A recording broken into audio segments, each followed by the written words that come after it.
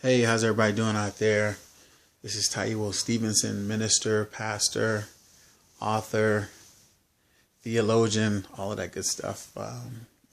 Just to get the formalities out of the way. Yeah, so I really wanted to dive into this conversation surrounding Cam Newton. Cam Newton being the quarterback for the Carolina Panthers and him facing Peyton Manning for the Denver Broncos in the Super Bowl in a couple weeks. First off, I find it interesting that Cam Newton is characterized in a negative persona by the media. Cam Newton has never been caught running any cars off the road, doing anything negative towards any people in society. As a matter of fact, everything that he's done seems to really uplift the community in which he is a part of down there in Charlotte. So I'm really interested as to why the media perceive him as in a certain way. It seems that they're placing him in a negative light. And the reason I say that is because just last year and the year before that, we've had another African American quarterback who was in the Super Bowl named Russell Wilson. And Russell Wilson is quite different than Cam Newton. Russell Wilson is very conservative, well-spoken, comes from a background that is conservative, and even in the way that he presents himself, which is fine.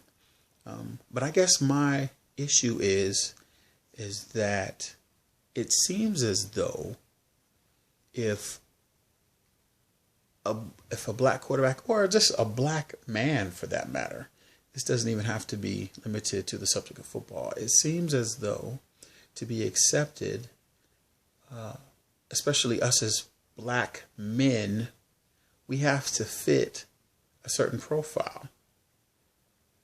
And that in itself is just asinine, just because God created us differently.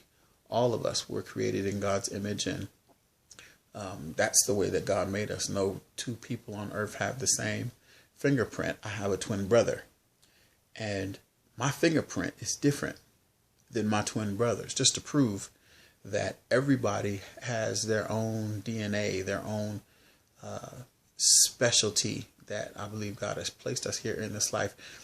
Fast forward back to this conversation. Again, it is very troubling that the media in particular is placing him in this light. Again, Cam Newton has done nothing of consequence, similar to what other quarterbacks have done, throwing other teammates under the bus. Even something as trivial as how they interact with people on a team.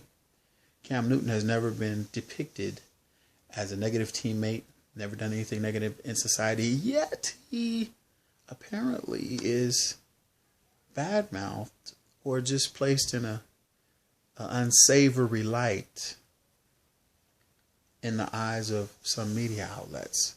So what I want to get at is the people that are listening. Do not drink the Kool-Aid. You've got to listen and many times search for yourself the real story. And this is, again, true even outside of sports. This is in life. You've got to search for the real story, because depending upon who's telling the story, they have the power to create the narrative. So I wanted to speak to this specifically because I believe that there are many issues, especially surrounding the way that black men are characterized by media, that just are not right and flat out don't represent the majority of black men, especially here in America. So my hat's off to you, Cam Newton. Do your thing, whether you win or lose. Keep fighting, brother. And I would challenge all of the believers out there, the people of God, the people that call themselves Christians, believers, so on and so forth. The Bible says that man was created in the image of God. So I would challenge any theologian to come up with a statement, phrase, catchphrase, whatever they want to call it, or argument about why one man feels they have the right to characterize or shape another man or describe another man in terms of him having the ability or being placed in the light of people themselves, because they don't. God is the one that creates, and God himself doesn't even rule man.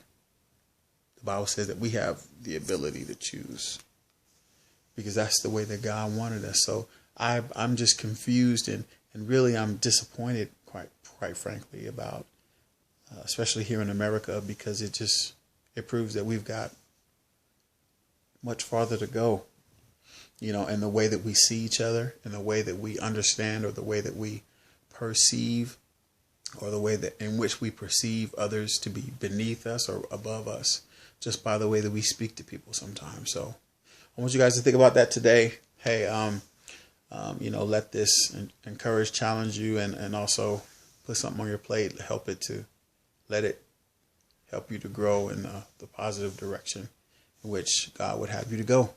All right. Later.